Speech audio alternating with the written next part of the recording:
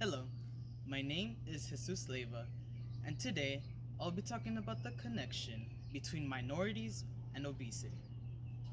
According to a study in the UK, Crocker states that for the last couple of decades, there are more and more cases of people being obese around the world, and we need to find a solution to this problem because it can cause other diseases that can potentially be fatal. Minorities represent a large portion of obese people, so we need to find some sort of solution in order to reduce this number. Some of the solutions that I will be discussing today involve eating more family meals, making a policy to help reduce obesity, and lastly, also reduce the amount of trans fats people consume. First, let's talk about having more family meals. Now, this may sound strange, but having frequent meals with family has a positive effect on not gaining weight. According to family meal frequency and its association with food consumption and nutritional status in adolescents, Giselle states that having meals with family causes people to have a lower BMI compared to not having family meals. This is due to the fact that the people would get full from eating the meal, so they would less likely eat snacks and other unhealthy foods that are laying around the house. This sounds great.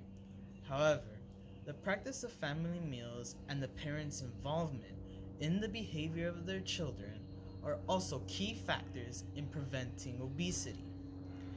Giselle also states that Hispanic parents are usually very strict on their kids or very lenient with them, meaning that the behavioral control isn't up to par. Since the behavioral control isn't up to par, then that's when the children start becoming obese due to the foods that they are eating. So, in order to solve this, we need for the parents to have some sort of balance between being strict and being lenient towards the children in the family table. Next, we'll discuss the kind of policy that would help reduce obesity.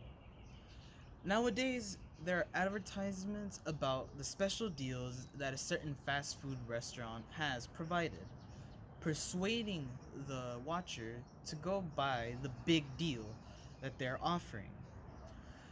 A study in the UK called Obesity Prevention in the Early Years, a mapping study of a national policies in England from a behavioral science perspective. Crocker suggests that the government should enforce a policy to provide healthier eating habits rather than promoting these special deals. This would then promote a health environment for everyone and would also promote healthy eating habits, which will reduce the number of obese people. Awesome! But these kinds of policies are harder to implement than one may think. Crocker also states that most of the healthy food items provided are expensive, meaning that the lower socioeconomic class would stay away from these food options. So they settle in with the cheaper options, which are unhealthy compared to its more expensive counterpart. Making a policy that not only promotes healthy behavior but also provides healthy options at an affordable price would help solve this dilemma. Lastly, reducing the trans fats people consume. As I mentioned before, it is convenient for the low socioeconomic class to buy things that are relatively cheap and can fill up their stomachs. However, according to the Does a Ban on Trans Fats Improve Public Health? Synthetic Control Evidence from Denmark, Swiss Journals of Economic and Statistics, Rock states that the class has a habit of going to fast food restaurants and eating there rather than to cook something at home.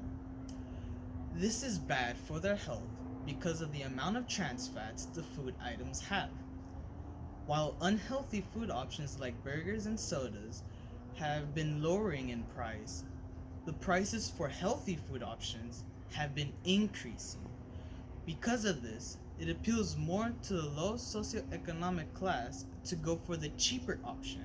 And since most of this class consists of minorities, it affects them the most. An outright ban to trans fats isn't a good idea, since the people would complain about the foods not being as tasteful as they used to be. Rock suggests that an alternative would be to aware people of how much they're consuming. Not necessarily telling them how much calories they're consuming, but rather how much pounds of food they will be consuming. This would hopefully make them think twice before purchasing these food items. If the people reduce the consumption of the food items, it reduces the amount of trans fats they're consuming, ultimately making them not gain weight. Today, I talked about some solutions we can make to try and reduce the number of obese minorities. These solutions include having more frequent family meals, making some policies, and reducing the trans fats that people consume.